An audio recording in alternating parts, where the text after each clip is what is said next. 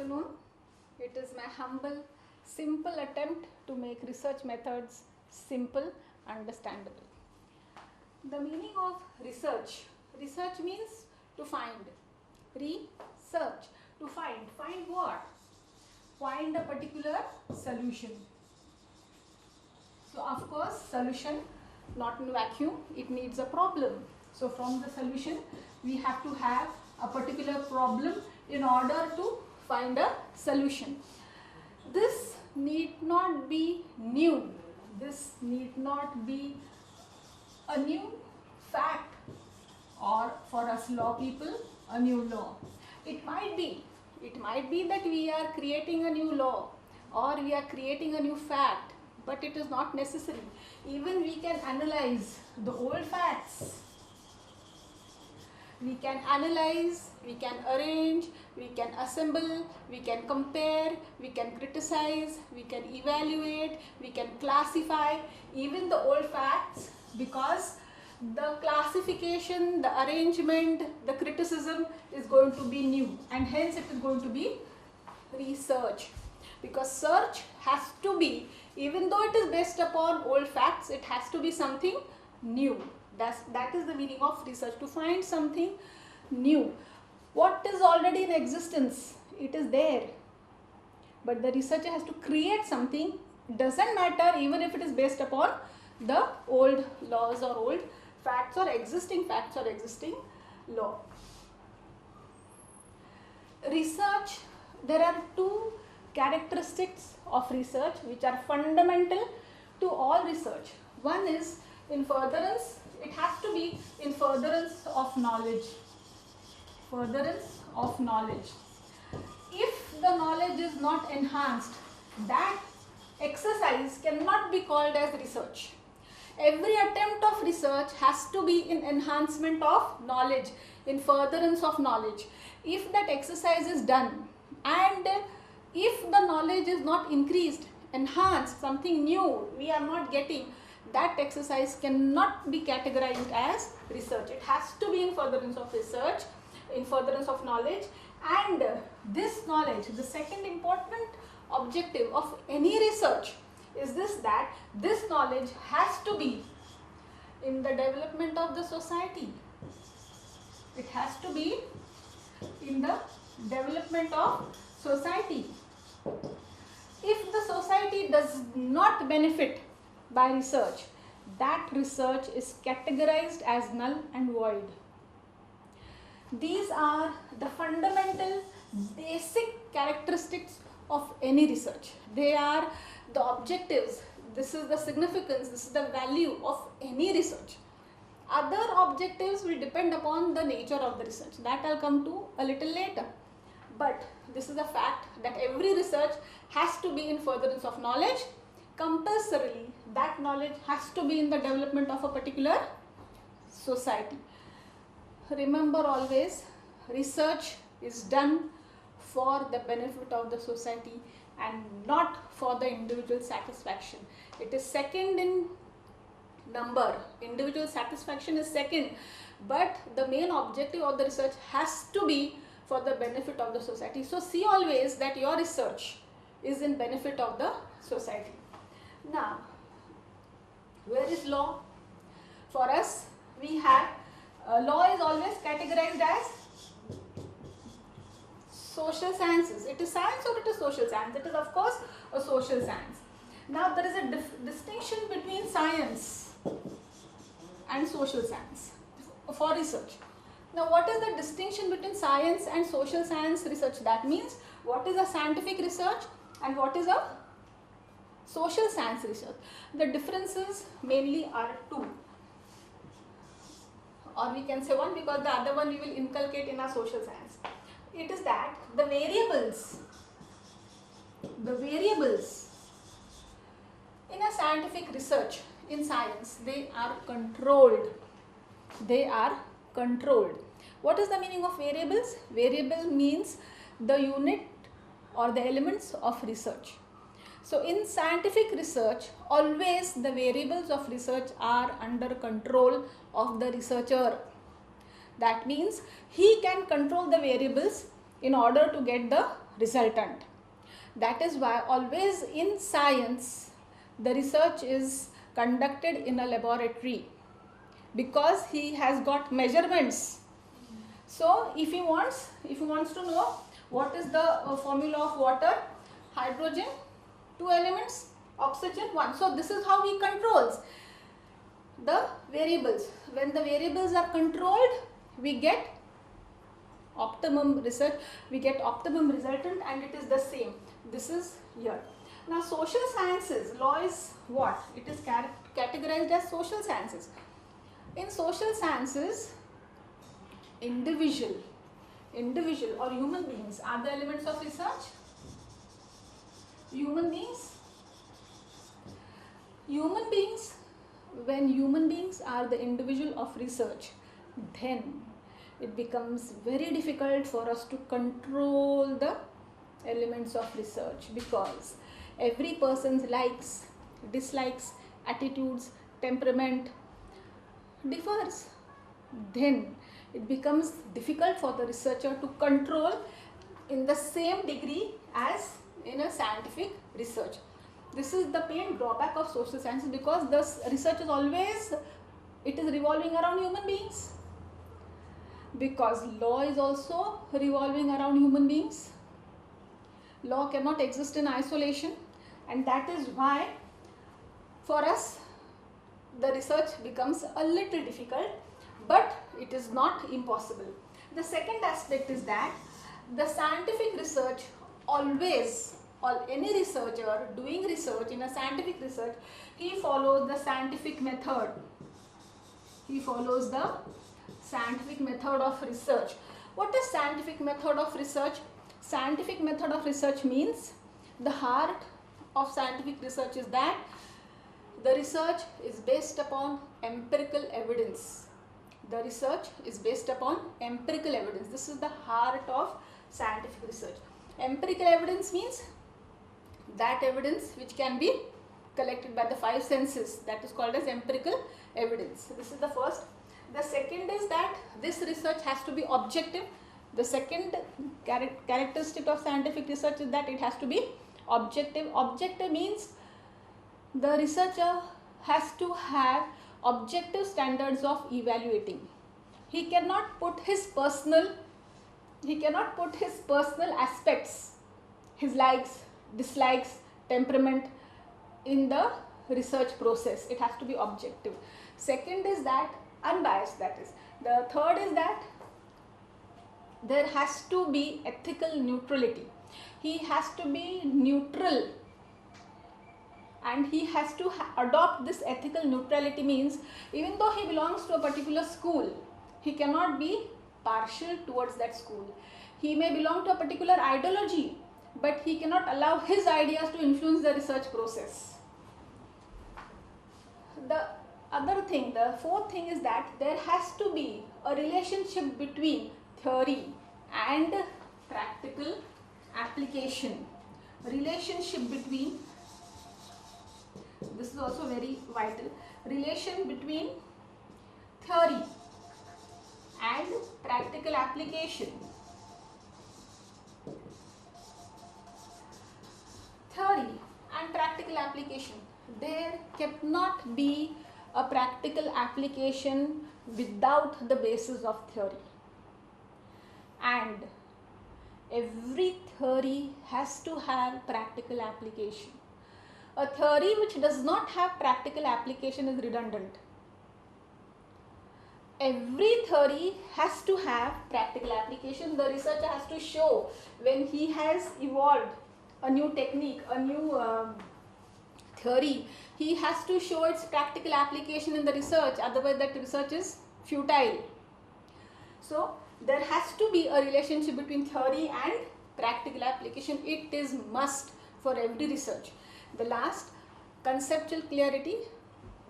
When the researcher is using certain keynotes, he has to be very specific about the meaning of the words, the terms which he uses in the research, so that there is a process of one thought. The same thought is taken by the reader and by the researcher. It should not happen that the researcher intends one aspect and the reader takes another aspect. To avoid that, this is important. Now, we cannot have scientific research or social sciences because we cannot control the variables because it is human beings. But this other part is very, very important. Every researcher has to follow this aspect while conducting research. Now the scientific method plus the methods of research, which we will just deal, combines and makes research method. Very simple. We follow the research methods in our day-to-day life. I will be explaining as I come to it. It is nothing to be scared of. It is very simple. Now we shall go ahead to find out what are the research methods.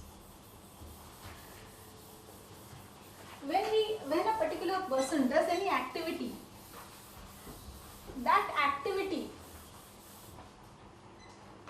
is always done with a particular system, with a particular process, with a particular procedure, technique or technology. This technique, process, technology is categorized as method of doing it. Any action of a particular person, can he do in a haphazard manner? For example, say driving. Can driving be done as per the driver's wish? He has to do it in a particular procedure, in a particular manner, in a particular method, a process to avoid accidents and to see that he reaches his destination in time. So every action, it is not research, every action has to follow a particular procedure. Every action has to follow a particular procedure. Sometimes or many a times it happens that the action may be legal, the action may be correct, the action may be right, but because of not following the appropriate procedure, the entire action becomes illegal, incorrect, wrong. This is the power of the procedure. It has got the potential to make every or any action as illegal, void or wrong. That means if appropriate is not followed to do a particular act, then this act becomes void or wrong or incorrect. Now, research is no exception. Even for research, we have to follow a particular procedure. Otherwise, the research ends up being futile, null and void. The most appropriate or meticulously followed procedure will give you the most accurate results. It is as simple as that. If the researcher tries to follow the principles or the steps of research methodology, he ensures that the resultant is authentic. So if you want authentic result, procedure is must. So research methods means the procedure of conducting a particular research. Now let us see in short what are the procedure. What is the procedure? The procedure of research, the first and the foremost is to identify the problem. Identification of the problem. Of the research problem. Problem doesn't come just directly to a researcher's mind. For that he has to read. Research always understands that the researcher has got a thorough understanding of his subject. So even before going to the problem, actually the researcher has to understand that if he is going to do it in law, then he cannot do the research in the entire branch of law. He has to put it into some subject, any subject, jurisprudence or any other subject, administrative law, constitutional law. So from the law, from this wide, he comes to a particular narrow. From the subject, he has to come to a particular topic. From the topic, he has to formulate a particular title of the research. From the title, he has to come to the problem formulation. So from very broad, he has to come to the specific, that is the problem formulation. Now for this, it is must that he knows and understand the subject in which he is going to do the research. after reading, analyzing, studying the subject, he comes to know that yes, this is the topic I am interested, this is the topic in which I feel that there is some gap, there is some vacuum, so that my research fills up that vacuum, because the objective of the research is to further the knowledge. So when there is vacuum, some gap, he wants to fill it. So that is why how he chooses the topic. Then he has to formulate a very clear, understandable title. Title is an indicator of what is in the research. So it has to be, it cannot be a paragraph, it has to be specific, precise, concise. Then he comes to the problem formulation. Problem formulation, actually it is advisable for every researcher to put the problem in a statement form. It is not advisable to have a question mark like that. Even problem means a question mark. It is not advisable. The problem has to be put in a statement form. So what doubt he has, what he wants to achieve, everything is related to the problem. This I am just telling you the steps of research. We will do this in detail when I come to a specific topic. The second aspect is the second part of after the identification of the problem is that the researcher has to have his concepts very clear. He has to identify the keywords. Which words he is going to use frequently in the research should be identified before, and they have to be explained. Why this? Because when the reader reads, he should not have a vague idea or a doubt as to what a particular word means. So those words have to be identified before, just like a statute. In a statute, generally section 2 or 3 deal with the definitions. Why?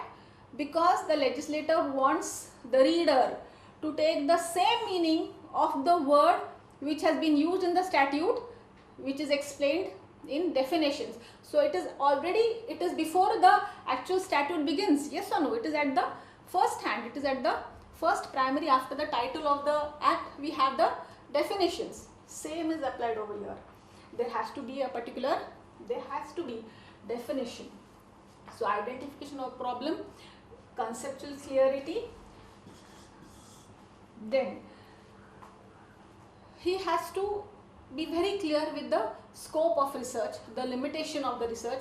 He has to be very clear as to what is his scope, either subject wise or territory wise, whatever it is, but he has to give a clear understanding that the research is conducted in these 4 corners. So he has to well define his scope of the research, has to be very well defined, the scope of research. Then he has to formulate hypotheses. Hypotheses have to be formulated. Now it is a big term, hypothesis.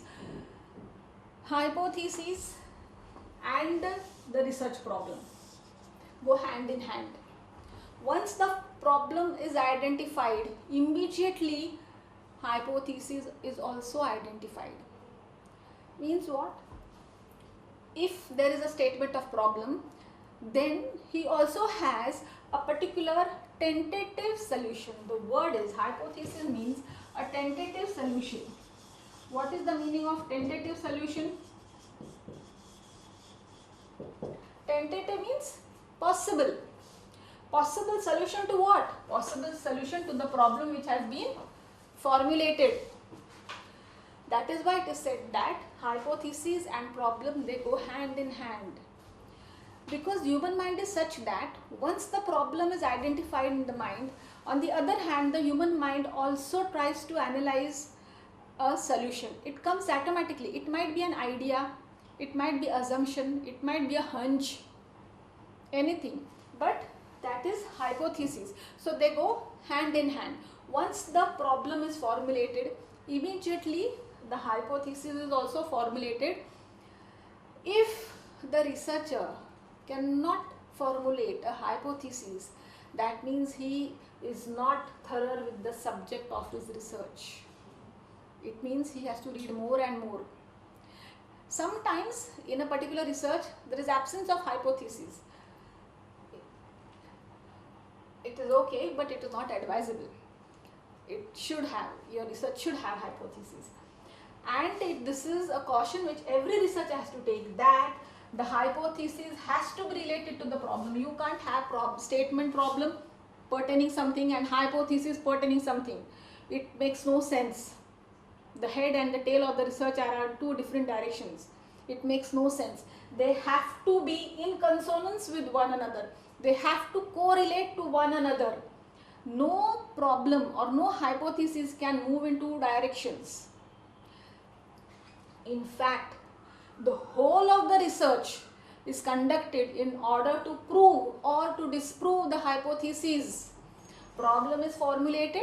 On one hand, you have a tentative solution. Conduct the entire research in order to prove or disprove the hypothesis. That will come a little later. Then, objectives should be identified. Objectives of the research have to be identified. They can be identified even earlier.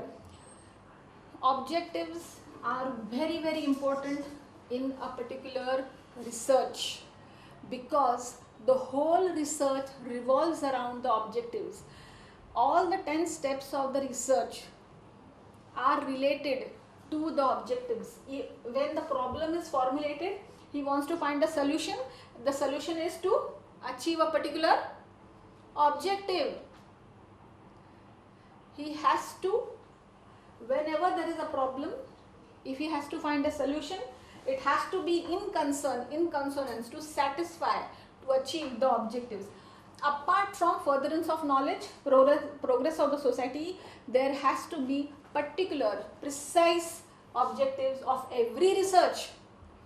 This speaks in volumes the value of the research, the significance of the research.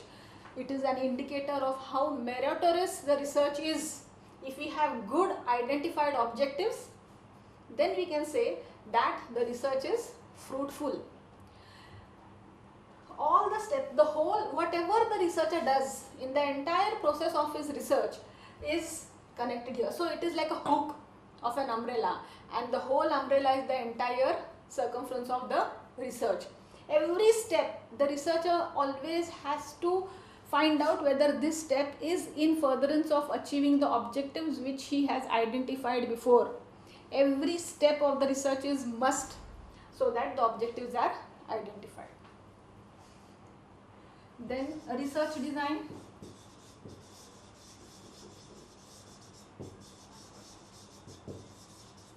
Research design. Research design is a plan. It is a plan, or we call it as a blueprint of the research. It is a plan, or we call it as the blueprint. Research has to be systematic. We have to follow the scientific method of research which we have identified before. That is why planning of the research is very important. If the researcher has planned his research properly, then chances are that his research first will be feasible and completed, and secondly it will be fruitful. It will be authentic. But if he goes haphazardly, then either his research is incomplete or it is not fruitful, because research design gives direction to the researcher. Sometimes the researcher is so involved in his research that he forgets about the other steps or the other things what he has to do. So if he has a plan, then he can always refer to that plan. So in the research design, everything is covered, right from the selection of the topic till report writing. Not only this, but he has to state the time, he has to state the finance, he has to devote lots and lots of time while preparing, because the research design very minutely, the more minutely it is prepared, the better it is for the researcher. So actually he has to spend 1/4 time of his in preparing the research design. If he gives appropriate time and if he gives full details of the research in the research design, then maximum chances are that his research will be very feasible, very authentic and completed in time. There will be no room for chaos, confusion and vagueness. So research design is the plan of the research, that is how he is going to formulate the problem, whether it would have hypotheses, then what would be the concepts which he wants to clear, what would be the objectives, what are the tools of data, what are the techniques of sampling, what would he do for interpreting and analysis. All this he has to identify. Means that the researcher already has to do a complete survey of his study before he embarks to do the research. He should know the full subject, the entire terrain of his research, so that there is no mistake. So research design, full plan, blueprint. Even the engineers, they prepare a plan before commencing a building, start to build, or they just come and build. You have to have the exact inch-wise plan. Like that, we also have to have step-wise plan, so that there is no mistake. Okay. Then tools of data collection.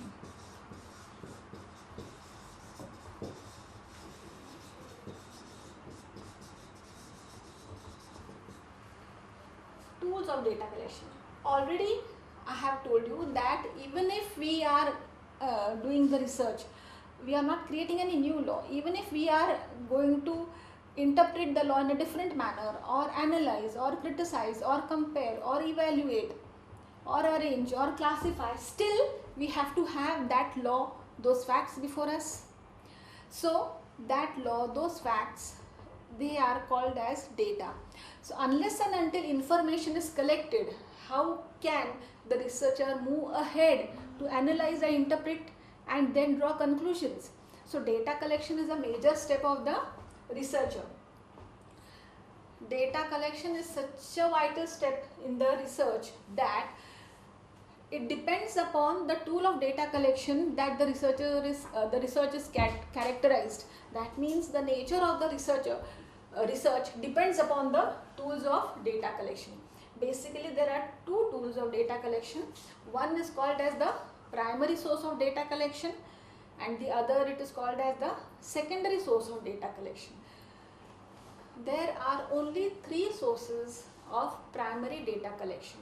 Primary data collection means the researcher for the very first time collects the data and uses the data for his own research. Primary tools of data collection means the researcher for the very first time collects the data and uses the data for his own research. That means that data has never been used by some other researcher. It is called as primary tool of data collection. There are three primary tools of data collection. First is the interview technique, the second is the questionnaire, and the third is the observation. These are the three techniques of data collection, primary source of data collection. Interview technique, very simple. The researcher puts certain questions to his elements of population of research and gets the information through the question answer session. It is called as interview technique. There are many forms of types of interviews: structured, unstructured, open, close. Many types of interviews, we'll come to it later. Questionnaire, certain questions are prepared and the paper consisting the questions, which is called as questionnaire, is circulated to his population of research, wherein he gets back the information and then he interprets and classifies. Observation is also a tool, primary tool of data collection, wherein the researcher collects data through his own observation. For example, he wants to know the behavior of children. Then he sits somewhere where the children are there in a particular room, playroom or a playground, and makes notes of his observation. So he is collecting information through observation technique of data collection. So these three tools of data collection are categorized as primary sources of data collection. The other is the secondary source of data collection. Secondary source of data collection means the data is not collected by the researcher. It has been already collected by somebody else, but the researcher is using the same data for his research. He is using the data for the second time. That is why it is called as the secondary tool of data collection, such as textbooks, reference books, articles, magazines, newspapers, internet, these are case laws, because even case law, already the judge has collected the data and he has acted upon the data. But when we use or we cite a precedent, it becomes secondary source of data collection. So case laws, journals, Indian legal periodicals, foreign legal periodicals, everything will fall under secondary. Apart from the three techniques, everything else falls in the secondary source of data collection. This step is very vital, I have already stated, because if the researcher uses primary sources of data collection, then the research is categorized as empirical research or non-doctrinal research. So the tools of data collection have the potential of characterizing the nature of the research. That vital this step is. If the researcher uses secondary sources of data, then the research becomes doctrinal research, or he employs the library method, or it is armchair. Now many a times the research scholars, they say we have used both the techniques. It can't happen like that. It cannot happen like that. In your research design, you have to identify the nature of your research, the objectives, the problem, the hypothesis. At that time, the research should have a clear mind as to his research is going to be doctrinal research or non-doctrinal research. If he feels that he can get good information through primary sources of research, then obviously the research is going to be empirical research. Now, for this empirical research, it is mandatory that the researcher, before collecting his own data, he is comfortable, he has studied the entire doctrinal data. Like, suppose the problem of the research is whether, what are the reasons for the failure of the Dowry Act, reasons for the failure of the Dowry Act. Now he will just go and take interviews regarding dowry. First he should know what is the Dowry Act. It is what criminal law, civil law, what are the punishments, what are the sections, what are the aspects, what are the facts, what is dowry. He has to know all this doctrinal work he has to do first. Then he will go and collect the data through information or questionnaire. So always and always in a non-doctrinal research, it is imperative upon the researcher to be comfortable to study the entire doctrinal, to do doctrinal research first, that is to go through the secondary sources of data. So obviously in empirical research, both the types of data collections are used, primary also and secondary also. So just because he is using the secondary sources of data, it is for his understanding.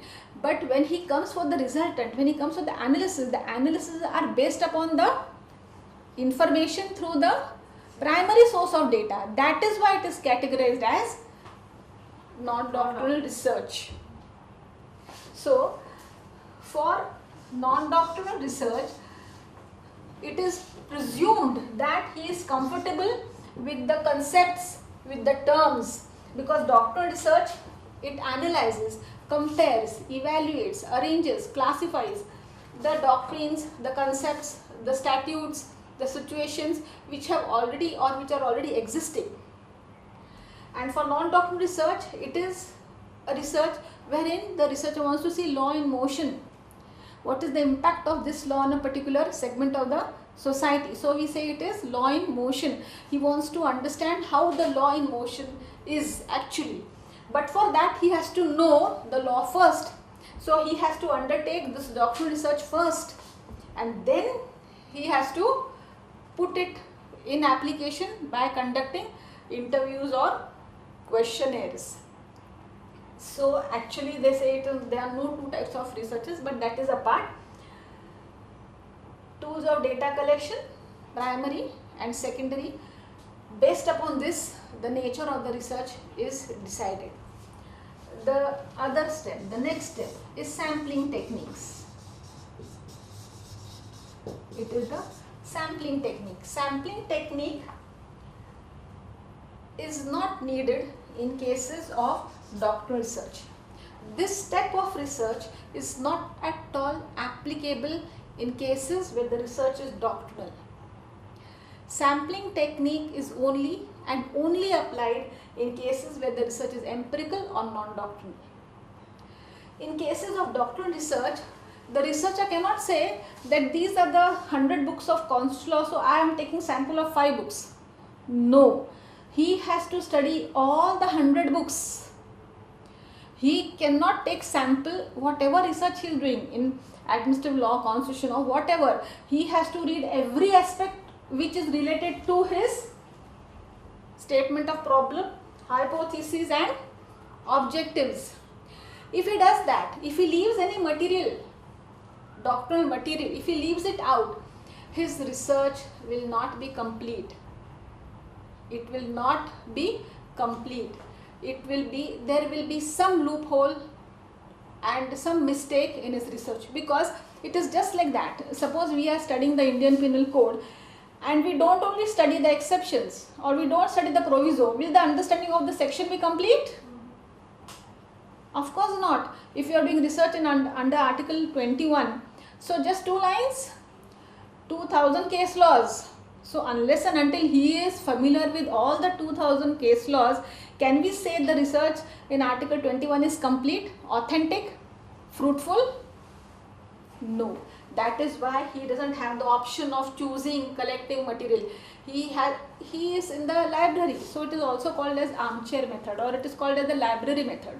So he is there in the library. He has to study each and every material available which is related or correlated to the title, problem, hypothesis, objective of the research. He cannot pick and choose.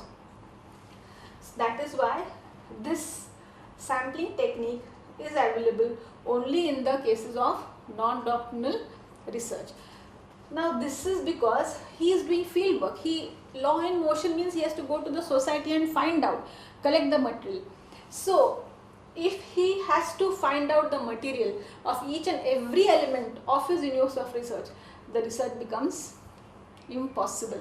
There are 2 methods. One is the census method, the other is the sampling method. Census method means whatever is the universe of the research, each and every element is counted. That is called as census method. Each and every element in the entire universe of the research is counted. It is called as the census method. Like suppose the government counts the population. So how will it count? Okay, in Maharashtra it is so much, MP it is so much, UP it is so much. Okay, that means in every state it is going to be so much. Can this conclusion be drawn? No, they have to count each and every person which is there in India, each and every unit which is there in the universe of the research. That is called as the census method. Imagine if the researcher has to go and conduct interviews or even circulate questionnaire for every person, will his research be completed? It will not only be completed, but it is even not possible and not worthwhile, because it is waste of time, energy and resources. So we have the sampling technique. Sampling technique means to select a portion from the entire universe.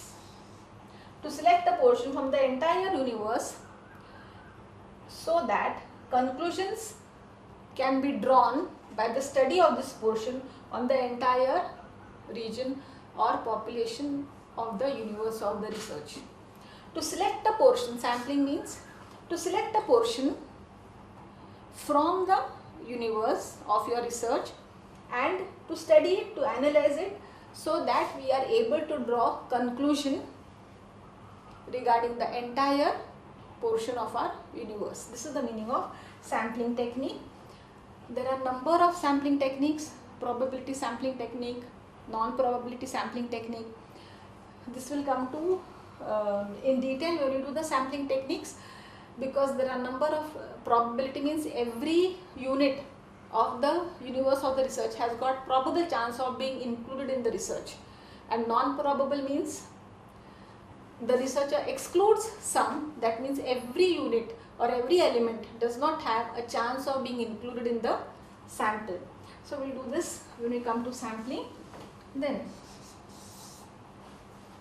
After sampling, analysis. What would be the analysis of your collection? Data is collected with the help of sampling. Now the task is how to analyze the collected data. What are we to do with the collected data? So when the data is collected, the researcher has to analyze, classify and interpret the data. So how is he going to analyze? This analysis should be in consonance with the objective, with the problem, with the hypothesis, always. So how is he going to analyze? He has to make categories. He has to classify the data. He has to classify the data. How he is going to classify the data?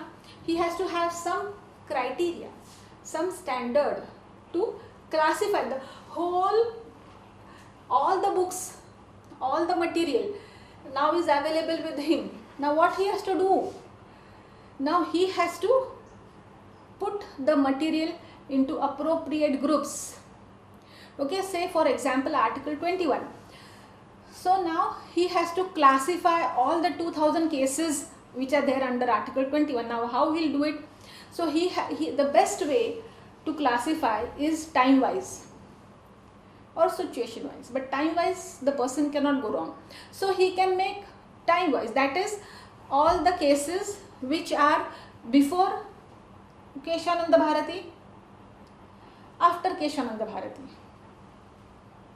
and some other criteria, and the recent cases, and the furtherance, expansion of article 21. So he can have a class, that criteria whichever he has to be in consonance with the, if he has a different criteria of classification, then his objective will never ever be achieved. Research is futile. So what his classification is going to be, it has to be in consonance with the objective, with the problem and with the hypothesis. It is must. Let him apply any criteria as far as doctoral research is concerned. Non-doctoral research, suppose the same example, suppose we have conducted a research, or we are still conducting a research as to collect or to find out the reasons for the failure of the dowry. So we have given all the samples and we have got 100 questionnaires we have received to married people, and we have ticked them. We have asked them to take, who are in favor of dowry, have you taken dowry, such questions. Now these are the questionnaires which we have. Now what to do with them? Again we have to class, because we have to go ahead, we have to achieve our objective. So now 100 questionnaires. So let us classify those. We can have number of classifications. This is only an example. We can classify those which are in favor of taking dowry and which are not in favor of taking dowry. So put them, the classification. Then you can have another classification. Educated people, non-educated people, rural people, urban people. So you can have number of classifications, criteria as are required to achieve the objective. After the classification is made, then comes the part of interpretation. Classification you do for what? Then we have to interpret the data, interpret and analyze the data. So suppose we have got those who are in favor, say we have 65 and the others we have 35. Now this is the classification, the step is over. Now interpret the classification. What would be the interpretation? That 65% of the people are in favor of taking the dowry. This is the interpretation we have got from the analysis or from the classification. Or 65% are educated and are still in favor, or the ratio is less. So you can have the interpretation according to your classification.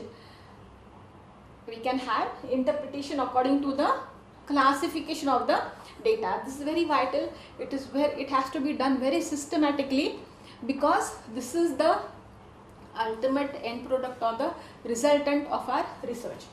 Then the last step, conclusions.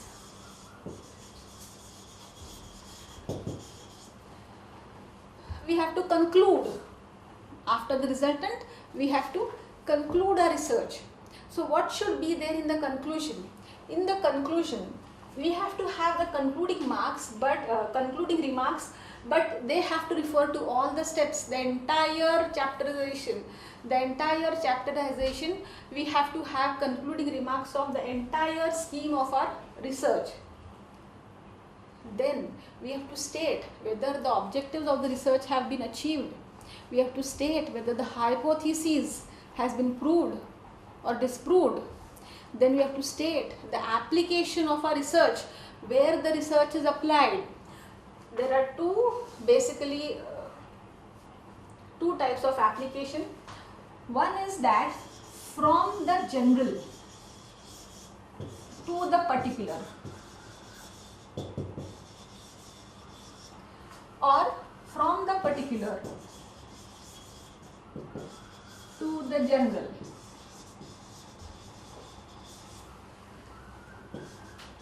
Either way, depends upon the research. That means when we are interpreting or when we are extending the application from the general to the particular, we have to state, like suppose for example, again article 21. Now what is article 21? It is the fundamental right to life and liberty. So when a particular case comes before us, we have to see, this is the general article. Okay, has it stated that this article will be applied to so and so, so and so? No, to all the persons claimed. Now so it is of general nature. Now we have to apply to the particular. That means in a particular case, whether really his article 21 is violated or not. What are we doing? We are applying the general principles to a particular situation, a particular person, a particular circumstance. So you have to state that. Vice versa, from a particular to a general. From a particular to a general, like this example, from a particular thing, that reasons for the failure of the dowry. So we have collected 100, and now we are going to make a general statement that educated people are more in favor of taking and giving dowry. So from a particular, we are applying the principle to the general. So it can be either ways, from general to a particular or from a particular to the general, but we have to state in our conclusion that the resultant is applicable from particular to general or vice versa. This is the conclusion. Suggestions are to be included in the conclusion, because you conclude with the suggesting notes. So there is no need for us to have a separate chapter of suggestions. So we can include them in the form of conclusion. Last but not the least is that report writing. Report writing. After conducting the entire research, it is mandatory upon the researcher to write a report on what he has done, right from the problem formulation till he comes to the conclusions and suggestions. So whatever hurdles he has, whatever mistakes he has committed, whether he was able to follow the research plan or he had to change the research plan, so whether his sampling was appropriate or not, or he has made some mistake, especially what are the errors which he has or the hurdles he has come across, because this, after reading the report writing, the other researcher benefits from this report. And research is always to further the knowledge. So it is not conducted for one's benefit, it is for the others. So your research should be such that it has to be a stepping stone for the other students, research students. So reading that report, the researcher gets an idea that these are the problems which can be eliminated, or these are the problematic areas, these are the hurdles, these are the obstacles. Vice versa, these are the easy things, this is how it has happened. I could do it well because I had meticulously designed the research design. The key in the research method is that we have to follow very meticulously the research methods. If a researcher follows the scientific method and these steps, 10 steps of research, chances are that there will be no errors or less errors, or he may not go wrong. His research will be more valuable, it will be more fruitful, it will be more valuable. So the characteristics of a good research are this, that the research has to be objective. It has to be objective. It has to be neutral. It cannot be biased. It cannot be influenced by personal thought. Then it has to be reasonable. It has to be practical, pragmatic. Because research conducted on some utopian area or a utopian theme is of no use because it doesn't have a practical application. The research has to be, it is must that the research is capable of blending the theory and practical. So in the non-doctoral research and doctoral research, it is this, that doctoral research means it is relating to a particular theory, and non-doctoral research means it is relying on a practical application. So when the research is completed, he has to say that this is the theory which has been proved or disproved, and practical application would be in so many words. Vice versa, this is the practical application of a particular statute, and he has to convert it into the theory form, because there always has to be blend between the theory and practical application. As I have said before, there cannot be any practical application which is not based upon the theory, and there cannot be a theory which doesn't have a practical application. If it is so, that theory is redundant. So this it has to come in some form of conclusion. It has to be reflected in the research. So what is the meaning of research methods? The entire 10-11 steps, when the researcher follows, it means that he has followed the principles of research methodology.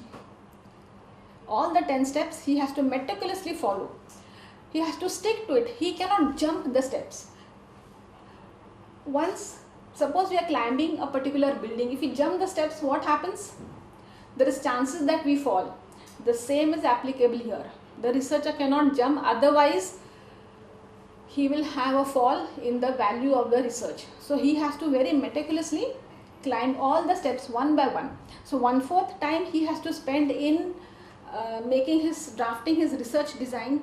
Half the time he has to devote to the collection of data, analysis of data, and 1/4 time he has to devote to the conclusion, analysis, interpretation and conclusion. This is how he has to adjust his time frame. Every research has to be finished, has to be concluded in a specific time frame. We cannot start a research today and conclude it after 10 years, because then the situation, the law, the circumstances would be completely different. So it is very imperative for the researcher to finish the end product in the same time as and when he has conceived and commenced the research. This is very vital for the researcher. So research, if he follows the research methods, there are less errors. It is systematic for the researcher to commit the research. It gives a direction. What is the next step? It gives a direction. If we have a plan, then the execution of the plan becomes more easy.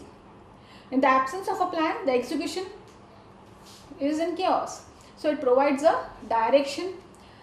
It guarantees some degree of authenticity for the research. So it becomes more useful, more fruitful, more valuable. That is why research methods is must for every researcher to follow. It is not very difficult, it is very easy, it is very simple to follow. Each aspect will do as and when time permits.